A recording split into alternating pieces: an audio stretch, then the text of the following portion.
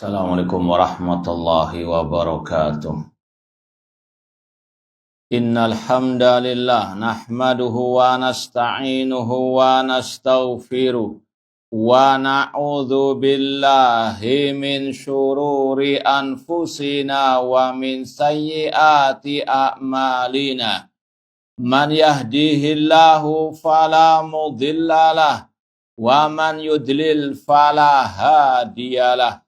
Ashhadu an la ilaha illallah wahdahu la syarikalah wa ashhadu anna Muhammadan abduhu wa rasuluh.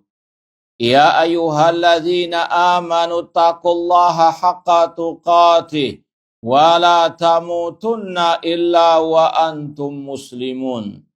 Ya ayyuhan nasu taqu rabbakumul ladzi khalaqakum min nafsin wahidah wa khalaqa minha zawjaha wa batha minhuma rijalan katsiran wa nisaa wattaqullaha alladzi tasaaluna bihi wal arham innallaha kana 'alaikum raqibah. Ya ayyuhalladzina amanu taqullaha wa qulu qawlan sadida yuslih lakum a'malakum wa yaghfir lakum dhunubakum wa may yuti'illaha wa rasulahu faqad faza fawzan 'azima. Amma ba'd, fa inna asdaqal hadits kitabullah wa khairal hadi hadyu Muhammadin sallallahu alaihi wasallam wa syarrul umuri muhdatsatuha wa kullu muhdatsatin bid'ah wa kulla bid'atin dhalalah wa kulla dhalalatin finnar. Ma'asal muslimin, ikhwani fillah wa akhwati, bapak-bapak, ibu-ibu, saudara-saudari rahimani wa rahimakumullah. Alhamdulillah, segala puji bagi Allah Subhanahu wa taala yang mempertemukan kita kembali dalam kajian kitab Sahih Bukhari, tepatnya pada kitab Tauhid atau bab tentang At-Tauhid. Semoga Allah Subhanahu wa taala senantiasa memberikan kepada kita keistiqomahan dalam belajar As-Sunnah dan belajar At-Tauhid, dan semoga Allah menghidupkan dan mewafatkan kita di atas keduanya. Kita sekarang sampai pada bab qaulillahi ta'ala, bab tentang firman Allah, yuriduna an yubaddilu kalamallah. Mereka menginginkan untuk merubah kalamallah. Bab ini disampaikan oleh Imam Bukhari, kata para ulama, untuk menetapkan sifat kalamullah. Ini masih pembahasan tentang tauhid asma wa sifat, tentang nama-nama dan sifat-sifat Allah.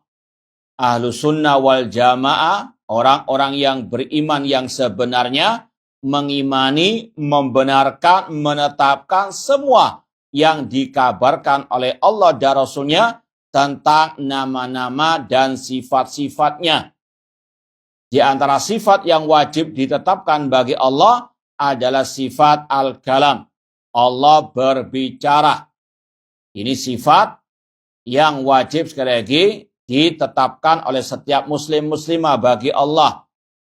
Kenapa demikian? Karena ini yang telah dikabarkan oleh Allah dan Rasulnya sallallahu alaihi wasallam.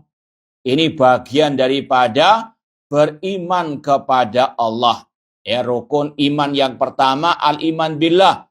Di antara makna iman kepada Allah, mengimani nama-nama dan sifat-sifat Allah yang tercantum dalam Al-Quran atau Sunnah Rasulullah SAW yang sahihah, tanpa diserupakan dengan makhluk, tanpa dibagaimanakan sifat Allah, dan tanpa diselewengkan dari makna yang sebenarnya. Inilah yang diinginkan oleh Imam Al-Bukhari dalam bab ini. Bahwasanya kita wajib mengimani Allah punya sifat al-kalam. Ya, di antara dalilnya yuriduna an yubaddilu kalamallah. Dan Imam Bukhari kalau kita baca yang aslinya, bukan yang ringkasannya ini, beliau banyak membawakan bab-bab yang berkaitan dengan kalamullah. Ya, namun ini sekedar ringkasannya saja. Di antara dalil Allah punya sifat kalam, yaitu firman Allah, wa kallamallahu Musa taklima. Allah berbicara dengan Nabi Musa dengan sebenar-benarnya al-kalam. Itu kalau dibahas dari sisi bahasa, ada bentuk penekanan, wa kallamallahu Musa takliman. Itu bentuk penegasan bahwasanya Allah betul-betul berbicara dengan Nabi Musa. Sehingga Nabi Musa dikenal dengan gelar kalimullah yang pernah diajak bicara oleh Allah. Itu khususnya di Bukit At-Tur. Seorang muslim sekali lagi mengimani semua kabar berita dari Allah Subhanahu wa ta'ala.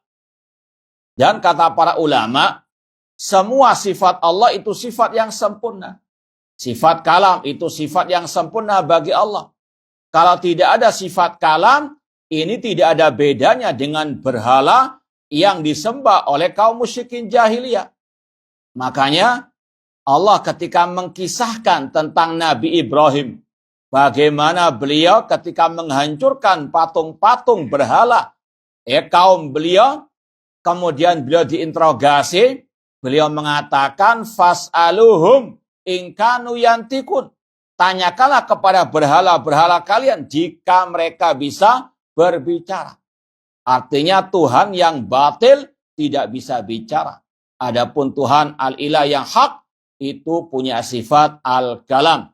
Berbicara sesuai dengan kebesarannya, tidak sama dengan sifat makhluk. Kemudian Imam Bukhari di sini membawakan sebuah riwayat bahwasanya Rasul SAW bersabda, riwayat Abi Hurairah radhiyallahu anhu, yaqulullahu, Allah berfirman dalam hadits qudsi, idza arada abdi an ya'mala sayyi'atan fala taktubuha alaih hatta ya'malaha. Kata Allah, apabila hambaku menginginkan untuk melakukan perbuatan jelek, jangan kalian tulis. Ini perintah Allah kepada para malaikat yang mencatat amalan manusia. Jadi kata Allah, apabila hambaku menghendaki menginginkan beramal kejelekan, jangan ditulis terlebih dahulu sampai dia melakukannya. Sekedar keinginan, sekedar niat, ya niat yang jelek tidak dicatat oleh para malaikat. Fa in amilaha faktubuha bimisliha. Tapi kalau dia melakukan perbuatan jelek yang dia sudah niatkan tadi, maka catatkan amal kejelekannya. Ya, satu kejelekan ditulis satu kejelekan. Wa in tarakaha min ajli faktubuha lahu hasanatan. Namun kalau dia meninggalkan perbuatan jelek itu karenaku, maka tulis baginya satu kebaikan. Ini kata ulama yang menunjukkan rahmat, karunia Allah dan keadilan Allah. Kata Allah, kalau dia melakukan satu kejelekan, tulis satu kejelekan. Tapi kalau dia tidak jadi melakukan kejelekan yang dia niatkan sebelumnya, karena Allah, karena takut kepada Allah, maka dicatat satu kebaikan. Ya, misal ada orang yang mau korupsi di kantor misalnya, atau mencuri. Tiba-tiba dia ingat azab Allah di akhirat itu sangat dahsyat.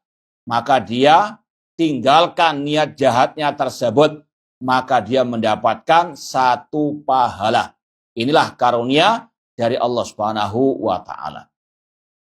Wa idza arada an ya'mala hasanatan falam ya'malha faktubuha lau hasanah. Kalau dia menghendaki untuk berbuat yang baik, meskipun belum dia lakukan, tulis di catatan amalnya satu kebaikan. Sekali lagi, kalau kebaikan dicatat kebaikan meskipun sekedar niat. Kalau kejelekan tidak. Ini rahmat karunia dari Allah. Fa in amilaha faktubuha lahu bi asyri amsalihha ila sab'i mi'atin. Tapi kalau dia melaksanakan perbuatan kebaikan yang dia niatkan, maka catat baginya 10 kebaikan atau bahkan 700 pahala. Ini rahmat dari Allah. Satu kejelekan dicatat satu kejelekan. Namun kalau satu kebaikan diamalkan, pahalanya dilipat gandakan seperti 10 kali lipat, bahkan sampai ke 700 kali lipat. Ini karunia dari Allah. Inti pembahasannya sama dengan tadi, penetapan sifat al-kalam bagi Allah. Ini hadits qudsi. Allah berfirman, itu berfirman kepada para malaikat. Seorang muslim muslimah wajib membenarkan semua kalam Allah yang telah dikabarkan oleh Allah dan Rasulnya sallallahu alaihi wasallam. Itu inti pembahasannya.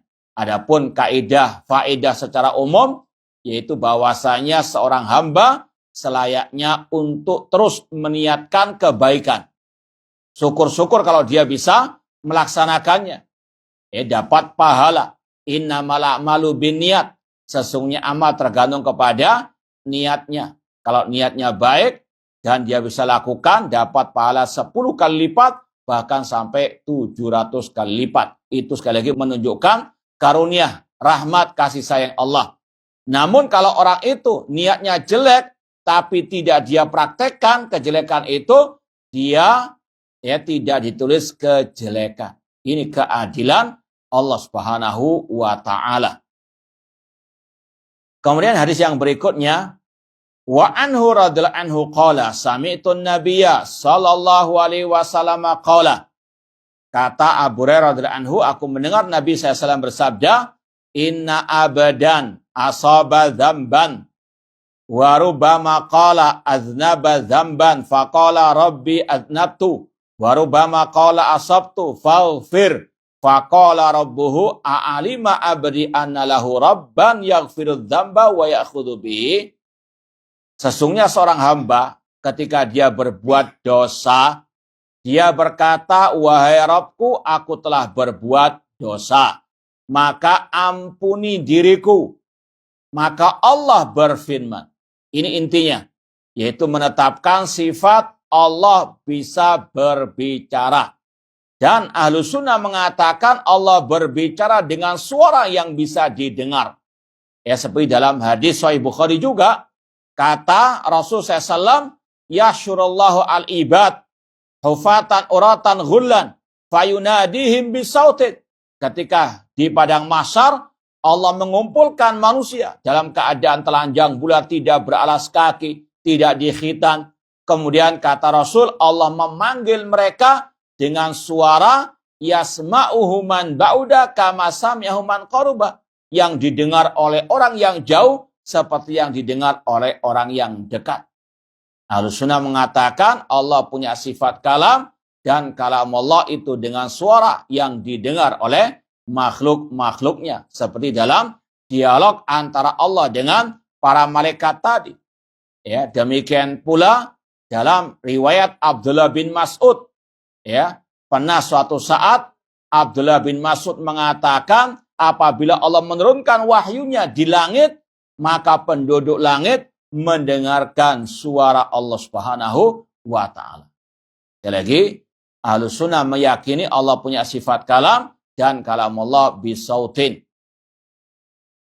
Kemudian kata Allah, a'alima abadi annalahu rabban yaghfiru dzamba. Apakah hambaku tahu bahwasanya dia memiliki Rabb yang mengampuni dosa? Sekali lagi, ini intinya Allah berbicara. Allah berbicara dengan siapa yang dia kehendaki. Kemudian kata Allah, ghafartu li abadi. Aku pun mengampuni hambaku.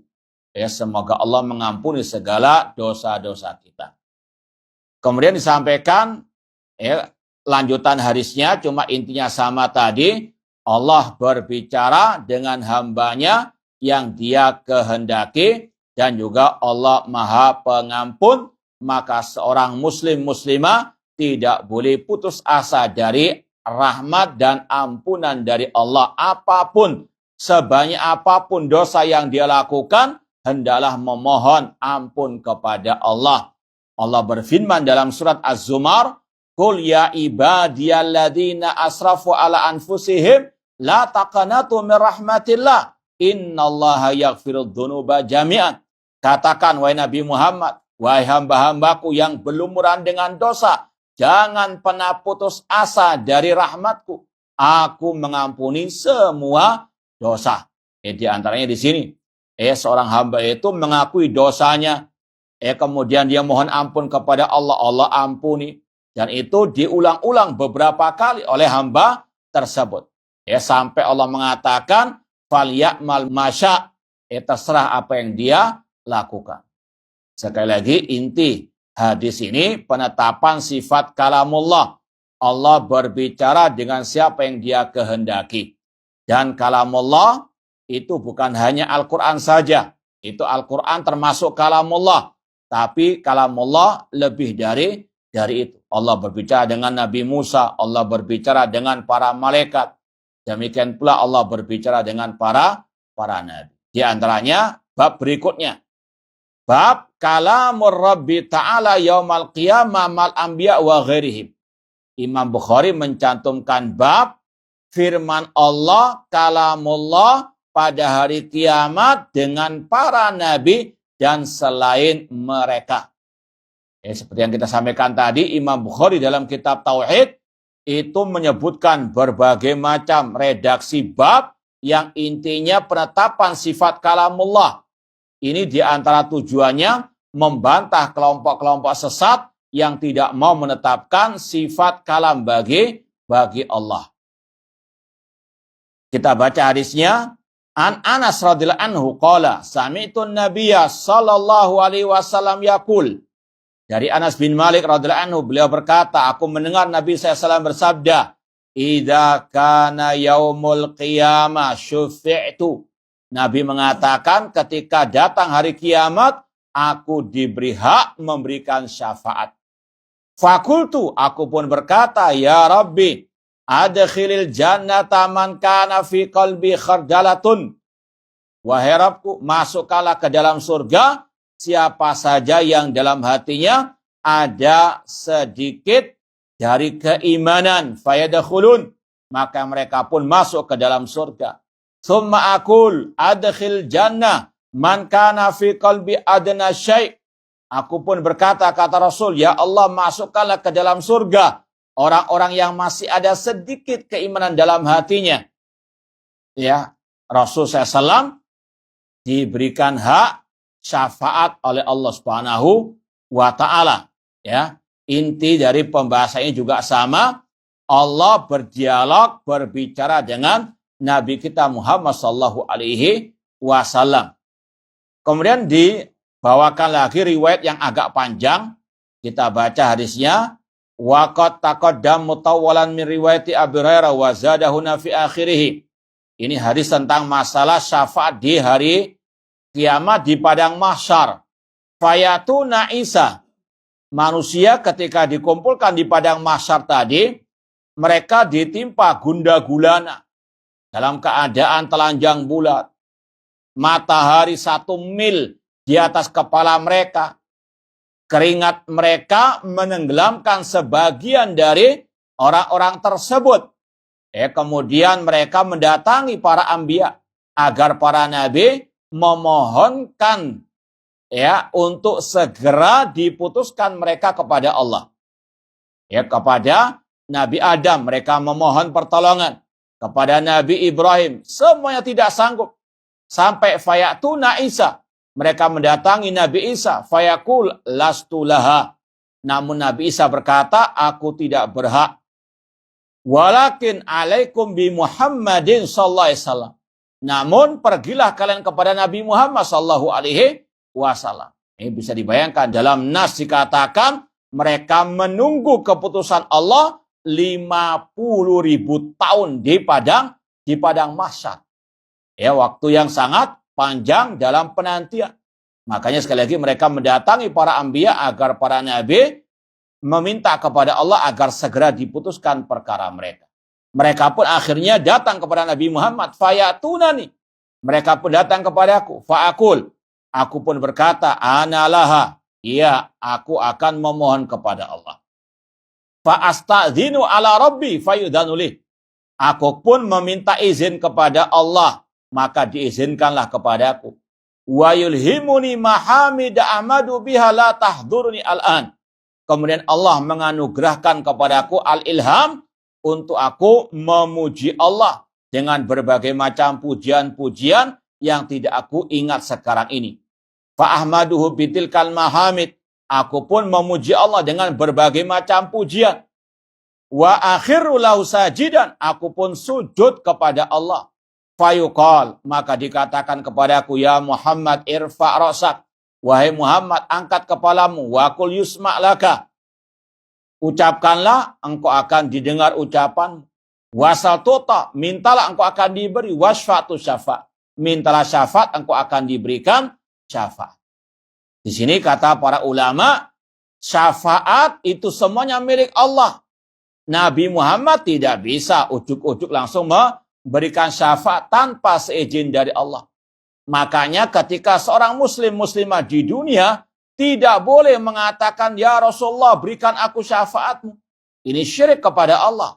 Minta kepada Allah, bukan minta kepada Nabi Muhammad SAW. Nabi Muhammad saja minta izin kepada Allah. Fa'akulu ya Rabbi ummati ummati. Ya, kemudian ini dilompati hadisnya. Awalnya berkaitan dengan syafaat di padang mahsyar.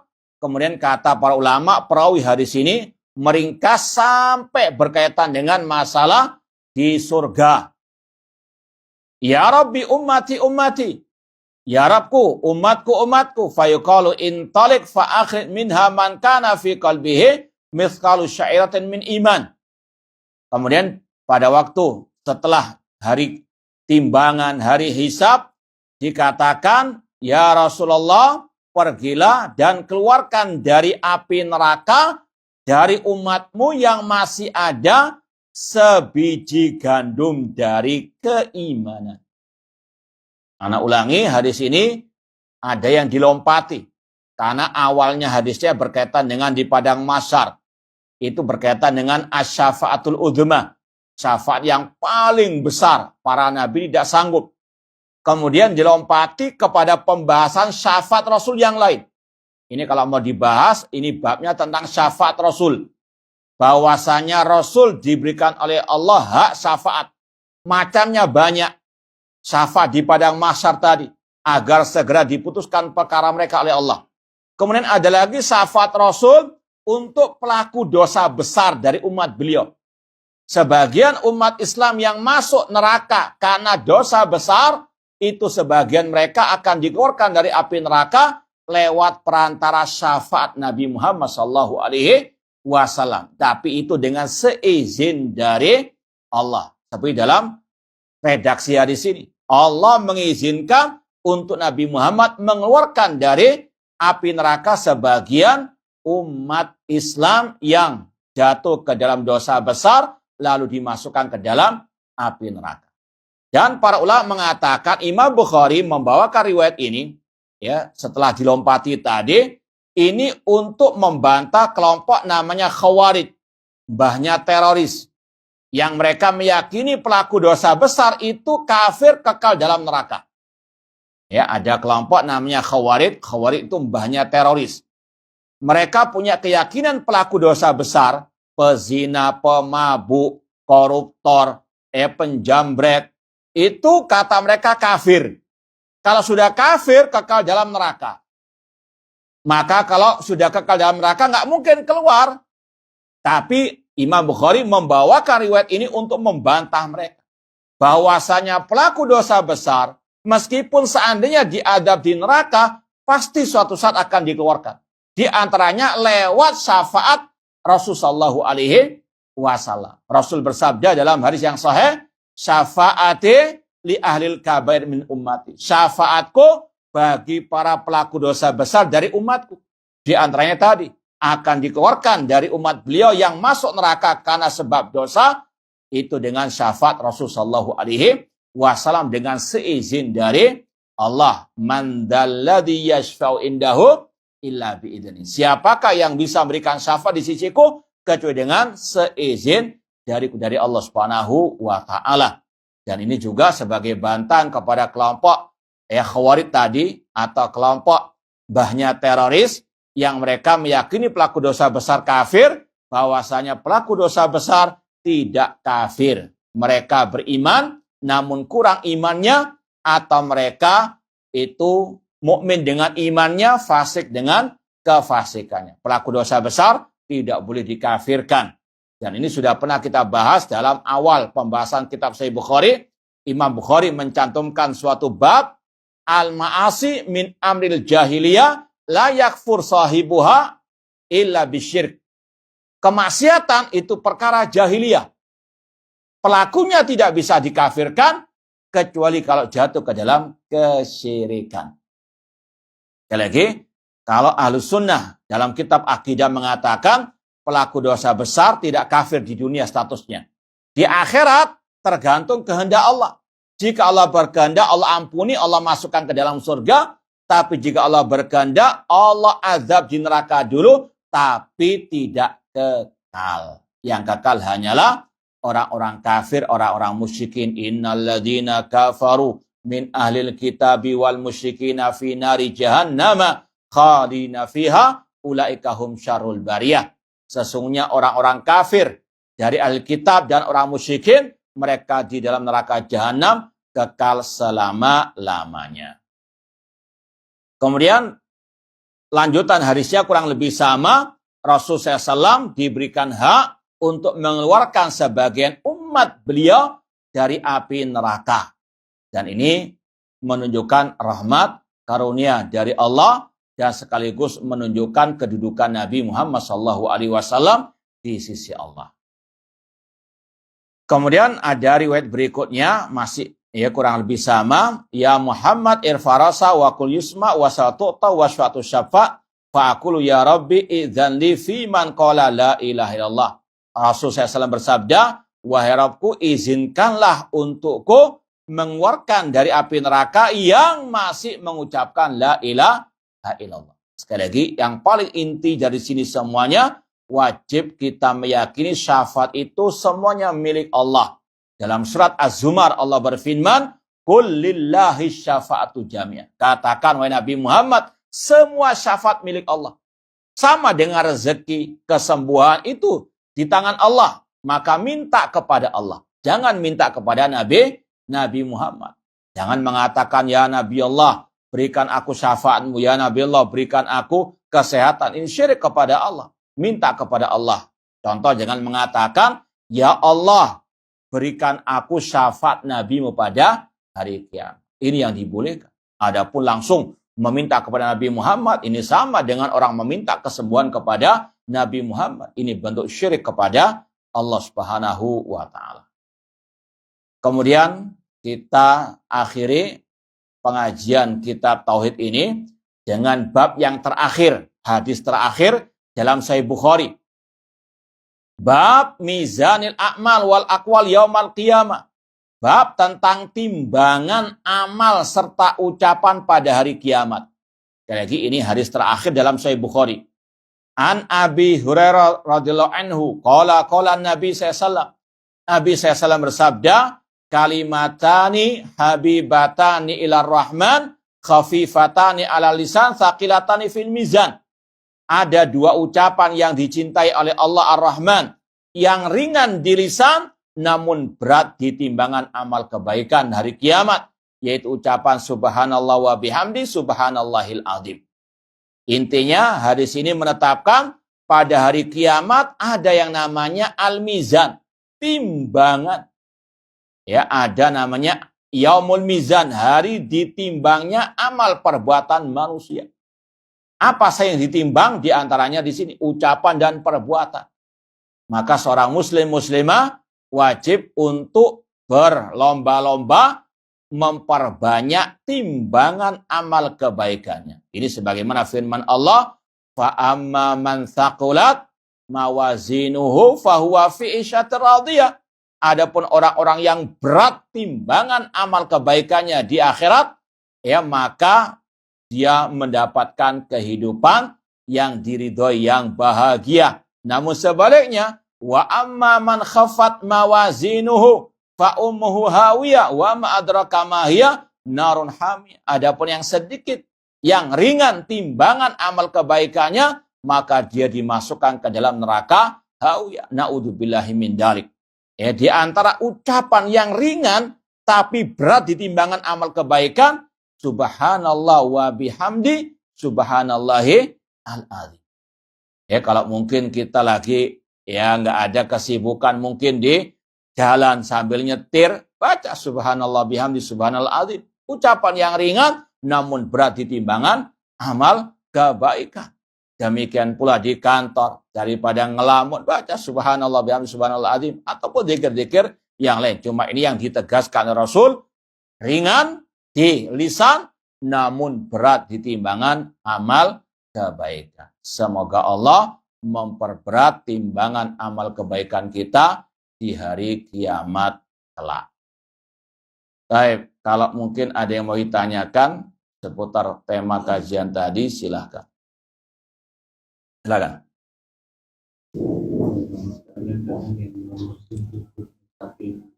Kayak bukan karena kita sering bilang Masya Allah jadi dia ikut juga. Kadang-kadang pas kaget atau apa kita bilang dia ikut juga, tapi kalau yang mereka itu apa dianggap bisa ya, atau dianggap sebagai basa-basi aja. Iya, sebagaimana yang kita sampaikan tadi, dan ini di Sahih Bukhari hadis pertama, innamal a'malu binniyat. Sesungguhnya amal tergantung kepada niatnya. Kalau dia mengucapkan la ilaha illallah tanpa ada niat untuk masuk Islam, nggak ada manfaatnya. Sekali lagi harus ada keyakinan. Ketika dia mengucapkan dan dia dalam hatinya niat masuk Islam, bisa. Tapi kalau sekedar ucapan lisan, nggak ada apa manfaat. Nah, makanya di awal pembahasan Kitabul Iman harus ada ucapan, perbuatan, dan keyakinan. Tanpa keyakinan tidak ada manfaatnya ucapan tersebut. Nah, wallahu ta'ala. Ada yang lain? Silakan.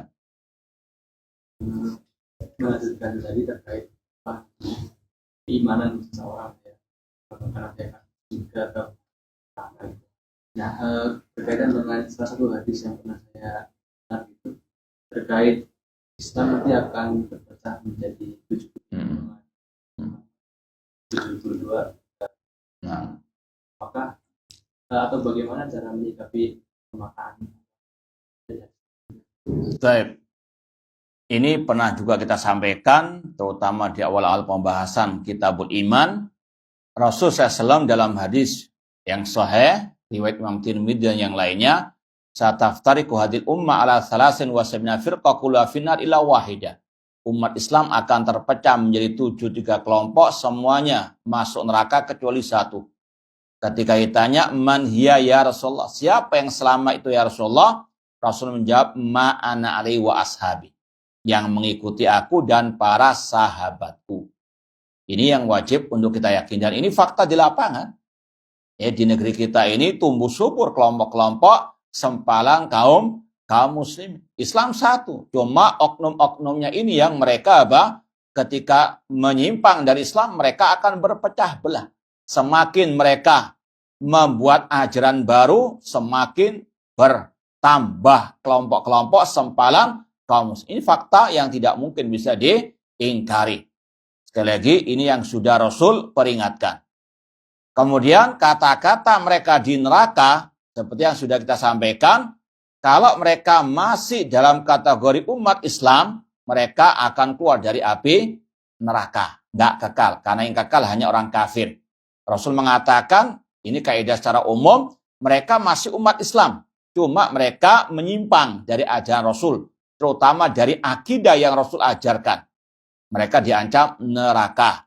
Tapi seandainya mereka tidak sampai ke derajat kekafiran, suatu saat akan dikeluarkan dari api neraka.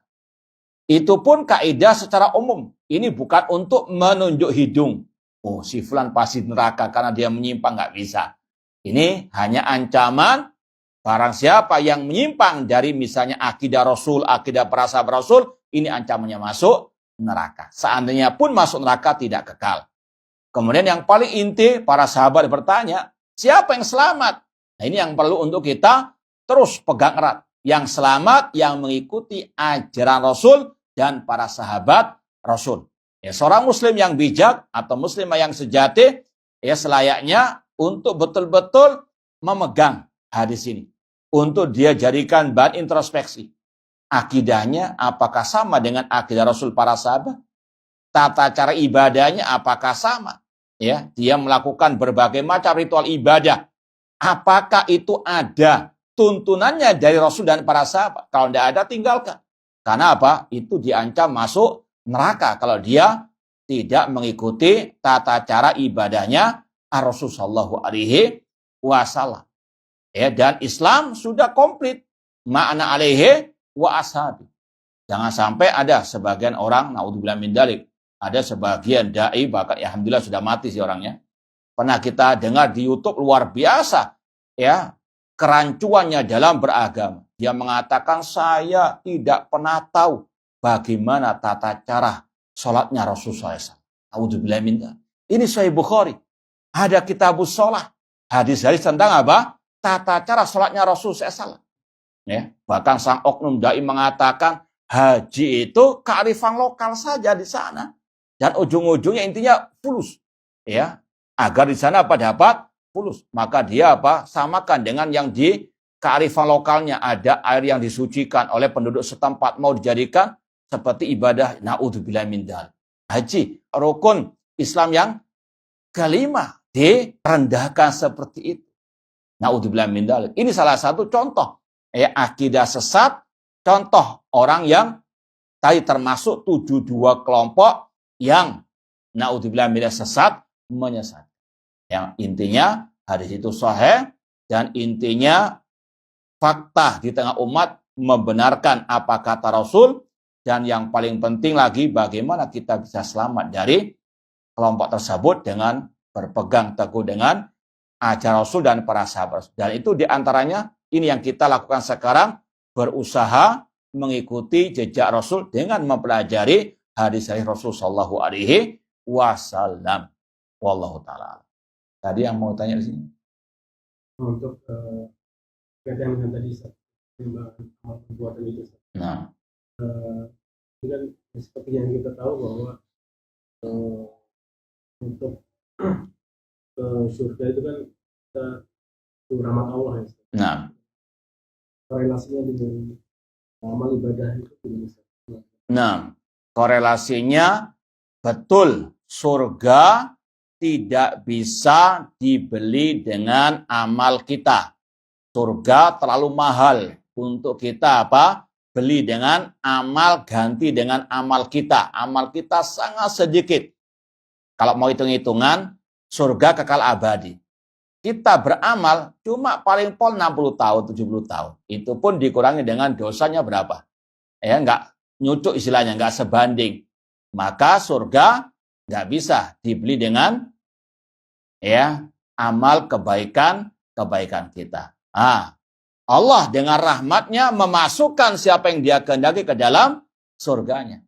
Dan rahmat Allah enggak mungkin bisa digapai kecuali dengan al-aman.